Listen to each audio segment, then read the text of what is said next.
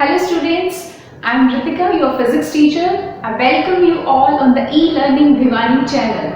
बेटा हम कर रहे हैं क्लास 12 की first unit that is electrostatics और हम इलेक्ट्रिक फील्ड और इलेक्ट्रिक पोटेंशियल के बारे में बड़ी डिटेल से बातें कर चुके हैं।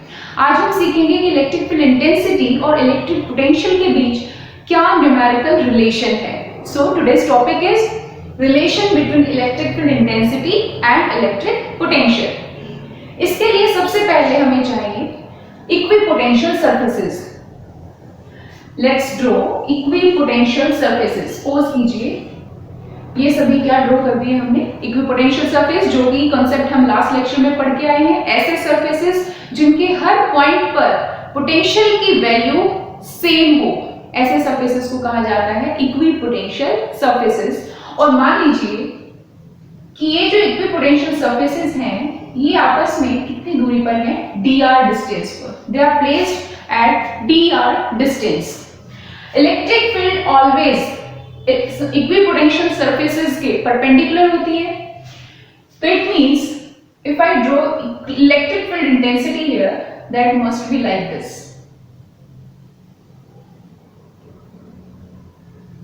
Suppose this is electric field vector, जिसकी डायरेक्शन ये है।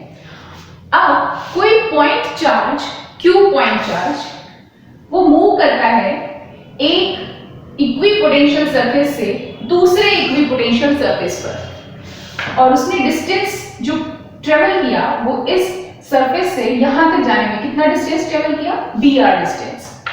ये एंगल हम सपोज कर लेते हैं कितना है, थीटा। ओके, डिस्टेंस और इलेक्ट्रिक फील्ड इंटेंसिटी में। So point Q charge is moving from one surface to another surface. Now हम ये जानते हैं कि work done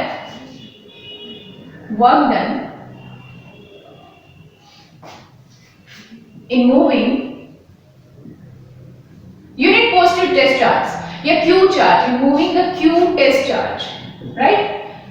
अगर कोई Q test charge मूव करता है इलेक्ट्रिक फील्ड में, तो पोटेंशियल की टर्म्स में dw जो है that is equal to q into dv। ये हम एक्सप्रेशन फाइंड आउट कर चुके हैं। तो पोटेंशियल की टर्म्स में रिलेशन क्या होता है, q इंटू dv। दूसरी तरफ हम ये भी जानते हैं also that dw is equal to f dot dr, where f is the force and dr is the displacement.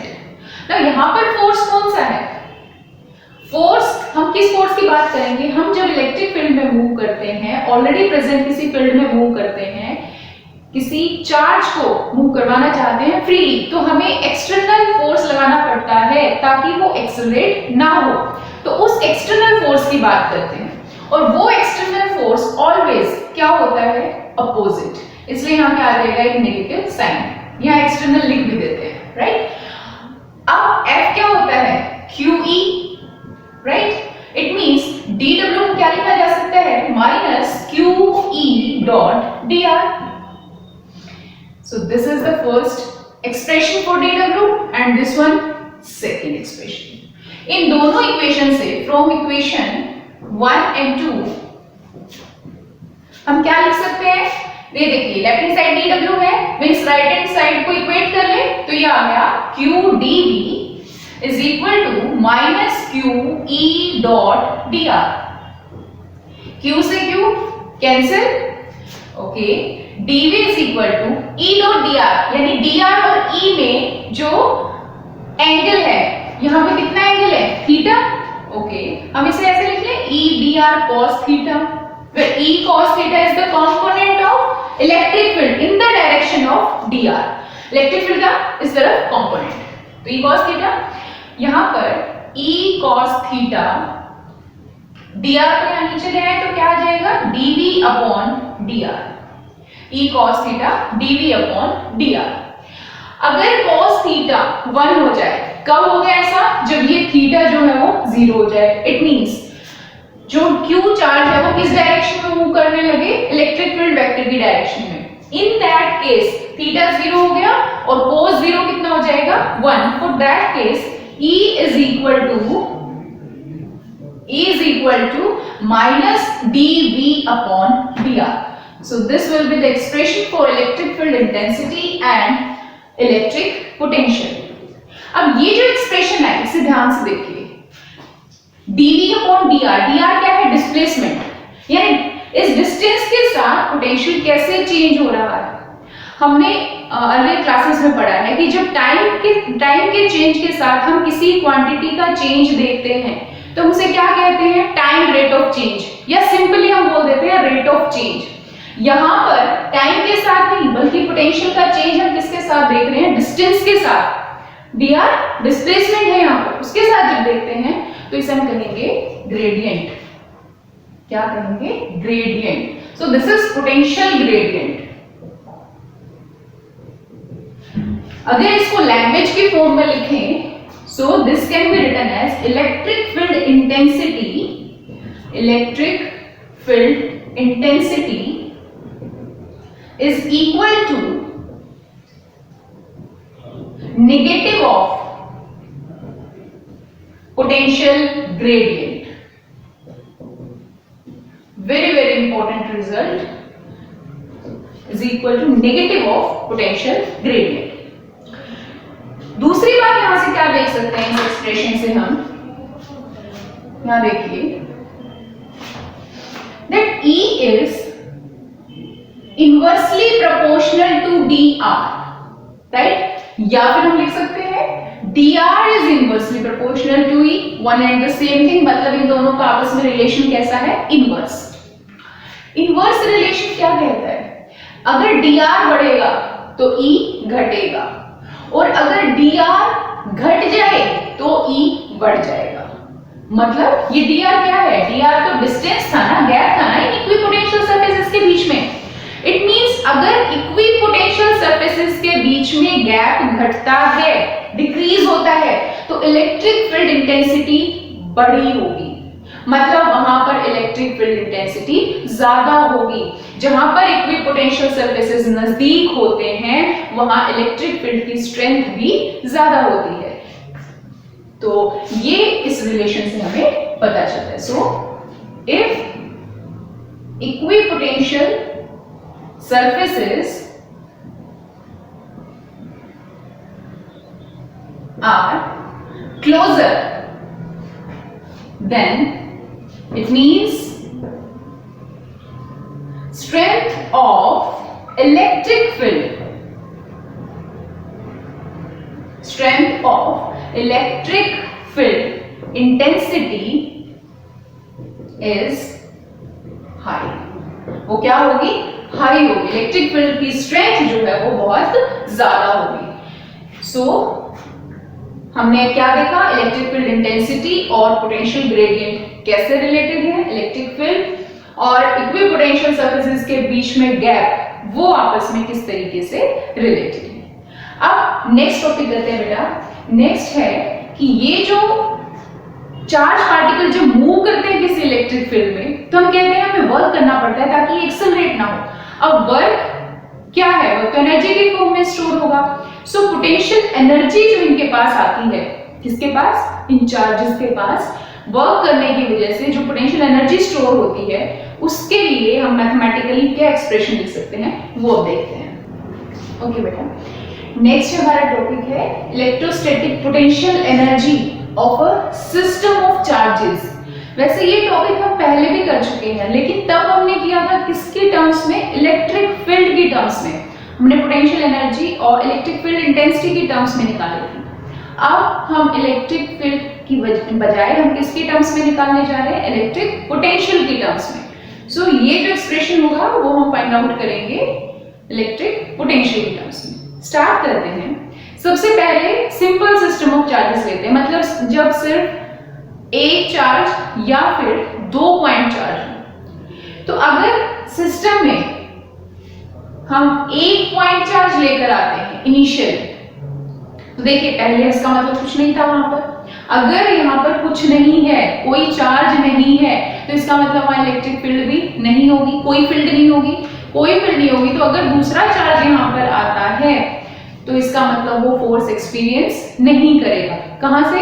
Infinity से उस पॉइंट तक। देखिए अगर ये स्पेस खाली है और इंफिनिटी से चला हुआ एक आ रहा है चार्ज, पॉइंट चार्ज, और वो यहां आ गया, तो जब पहले से मौजूद कोई फील्ड थी नहीं तो इसके ऊपर फोर्स लगेगा ही नहीं। तो सिंपली अगर मैं ये पूछूं इस Q पॉइंट चार्ज का इलेक्ट्रिक पोटेंशियल कितना होगा, सॉरी वर्क डन कितना करना पड़ेगा इसके लिए, तो कितना आ जाएगा वर्क डन 0। लेकिन अगर यहीं पर ये चार्ज रखा रहे और दूसरा पॉइंट चार्ज जब आता है कहां से, इंफिनिटी से, तो इसके आसपास इसकी इलेक्ट्रिक फील्ड है, तो जब वो चार्ज आएगा तब हमें क्या करना पड़ेगा, वर्क। तो work done in bringing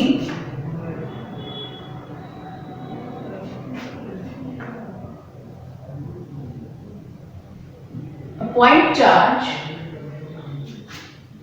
in the field of Q charge, right? और पॉइंट चार्ज की बजाय हम इसको भी अगर Q चार्ज ले लें, राइट, इसको भी हम क्या ले लें, Q चार्ज ले लें और नाम रख लेते हैं इसका क्या, Q2। तो देखिए क्या हो जाएगा, W क्या होता है, Q2 इंटू V। V किसका, पोटेंशियल जो पहले से मौजूद है उसका पोटेंशियल, और उसे अगर हम V1 कहें तो इस Q चार्ज की वजह से जिसका नाम हम रख लेते हैं Q1, वो कितना होगा, Q1 upon 4 pi epsilon not R। तो यहाँ पर इस वैल्यू को रख दें तो W आ जाएगा Q2 into Q1 upon 4 pi epsilon not R। R कौन सा होगा, 1 और 2 के बीच में distance, right. So this is expression for work done, किसके लिए, जब सिस्टम में हमारे पास सिर्फ दो ही पॉइंट चार्ज हैं, Q1 एंड Q2, और इनके बीच में गैप कितना है, R12।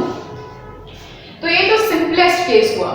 अगर मान लीजिए इसी सिस्टम में अब हम एक और चार्ज लें जिसका नाम रख दें क्या, Q3 चार्ज ले आ रहा है इंफिनिटी से, और इनकी फील्ड में आके मान लीजिए यहां बैठ गया Q3, राइट, जिसका Q1 से डिस्टेंस जो है दैट इज R13, और Q2 से जो डिस्टेंस है उसको हम नाम दे देते हैं क्या, R23।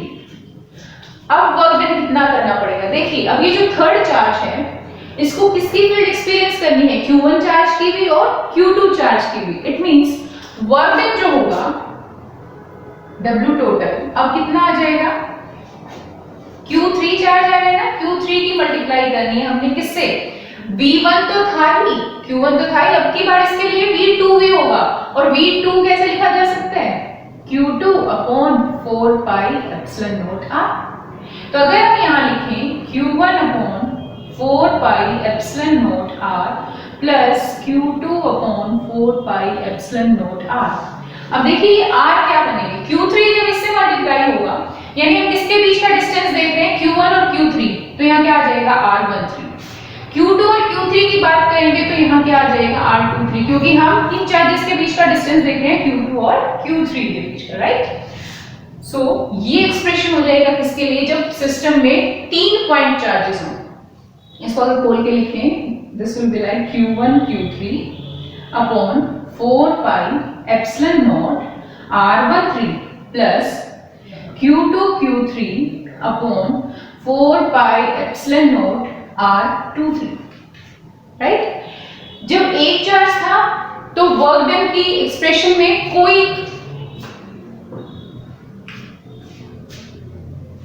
भी डिजिट नहीं थी, राइट, क्योंकि 0 वर्क डन था। जब 2 चार्जेस आ गए तो वर्क डन ये आ गया, जब 3 चार्जेस आ गए तो वर्क डन में दो यहां पर एक्सप्रेशन आ गई, राइट। अगर ऐसे ही हम एक और चार्ज ले आए, सपोज कीजिए यहां पर हमने क्या लिख दिया Q4, अब एक और चार्ज आ गया, तो फिर क्या होगा, अब ये तीनों चार्ज जो ऑलरेडी यहां पर प्रेजेंट हैं वो इस Q4 के ऊपर फोर्स लगाएंगे, जिसके अगेंस्ट हमें वर्क करना पड़ेगा, और वो वर्क पोटेंशियल एनर्जी की फॉर्म में स्टोर होगा। तो कैसे लिख सकते हैं आप, जब 4 होंगे तो फिर Q4, एक तो Q4 किसके साथ, Q1 के साथ, Q4 Q1 upon 4 pi epsilon not, किसके बीच का डिस्टेंस, 1 और 4 के बीच का डिस्टेंस, और उसका हम नाम रख लेते हैं क्या, R14 प्लस Q4 किसके साथ, Q2 भी तो फोर्स लगा रहा है भाई उसके ऊपर, तो वहां पे वर्क डन आएगा, ये आ जाएगा 4 पाई एप्सिलॉन नॉट R24। साथ में Q3 भी तो है, तो Q4 Q3 upon 4 pi epsilon not R43, 3 4 लिख लो, 3 4, राइट। तो हम ये देख रहे हैं कि जैसे जैसे हम चार्जेस की संख्या बढ़ाते जा रहे हैं, number of charges is increasing, तो वर्क डन की जो एक्सप्रेशन है उसमें डिजिट बढ़ती जा रही है। देखिए पहले 2 थी, अब कितनी हो गई, 3, क्योंकि एक और चार्ज जुड़ जाता है और वर्क डन बढ़ जाता है।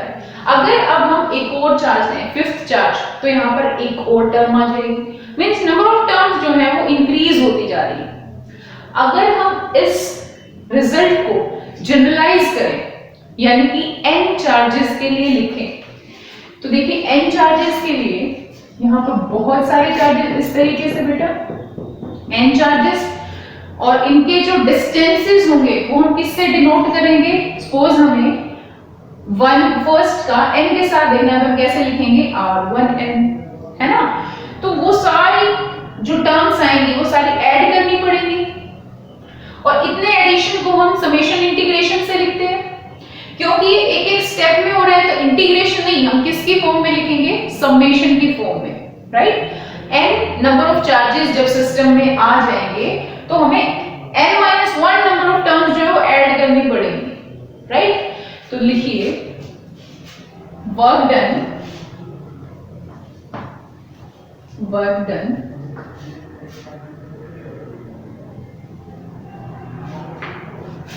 for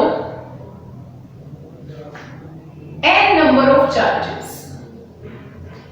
right? जब सिस्टम में n number of charges present होंगे,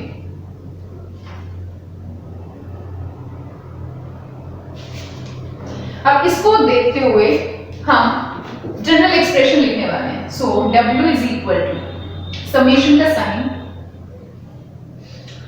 Q, देखिए क्या हो रहा है, Q4 Q1, Q4 Q2, Q4 Q3, means Q1 Q2 Q3 ये बढ़ते जा रहे हैं ना। हम ऐसा करते हैं, इनका नाम आर्बिट्रेरी कोई भी QI QJ रख लेते हैं, है ना। I और J की वैल्यू जहां पे कुछ भी हो सकती है, कहां से कहां तक हो सकती है, लेकिन Q1 से लेकर हमने कितने नंबर ऑफ चार्जेस माने हैं, n number of charges. It means कम से कम I J की वैल्यू 1 हो सकती है और मैक्सिमम कहां तक हो सकती है, n तक। तो समेशन की यहां पर जो लिमिट्स हैं I और J की value, that will very from 1 to n, right. So QI QJ upon 4 pi epsilon not R, तो ये R कौन सा होता है भाई, जो यहाँ लिखी हुई टर्म्स होती है, जो यहाँ चार्जेस होते हैं उनके बीच का distance, it means R I J, simple, okay. अब देखिए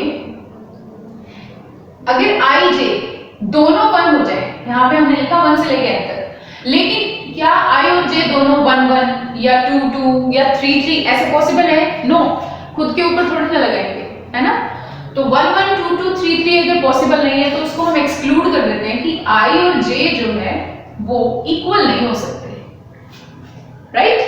तो ये हमने हटा दिया, I cannot be equal to J।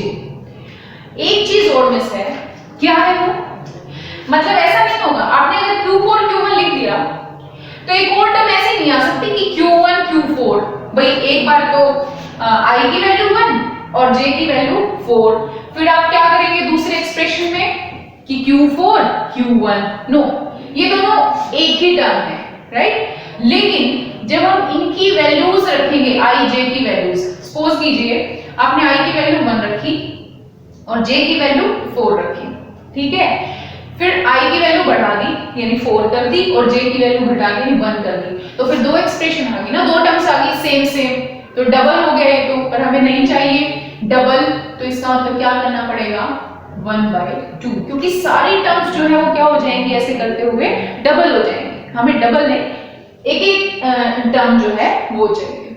सो यहाँ क्या आ जाएगा 1/2, तो ये आ गया हमारे पास work done due to n number of charges.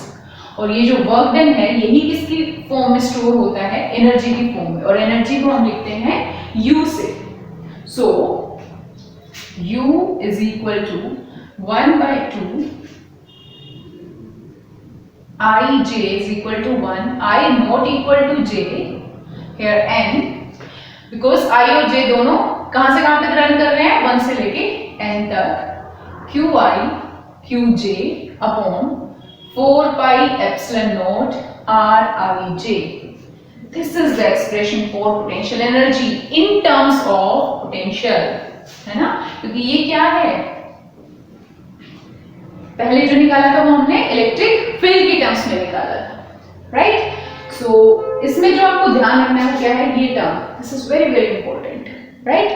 सो ये एक्सप्रेशन आपको पता होना चाहिए किसके लिए, electric potential energy of a system of charges. इसे रब कर देते हैं, इसको और छोटी फॉर्म में अगर हमने लिखना है तो देखिए ये क्या है, ये क्या है, ये पोटेंशियल की टर्म है ना, किसका पोटेंशियल, किसका पोटेंशियल, ये jth लिखा है, jth चार्ज, तो हम लिख सकते हैं यहाँ पर कि ये जो है this is v potential of jth charge particle. तो अगर इसे v की फॉर्म में लिखें तो ये आ जाएगा 1/2 qi और vj, ऐसे भी लिखा जा सकता है, I and j running from 1 to n and I not equal to j. So this is another expression. ये एक और तरीका है जिसकी फॉर्म में आप इसे लिख सकते हैं। Fine. So this is all about electrostatic potential energy due to n number of charges. तो बेटा ये आपने करना है, इसके बाद हम करेंगे कैपेसिटेंस के बारे में नेक्स्ट चैप्टर।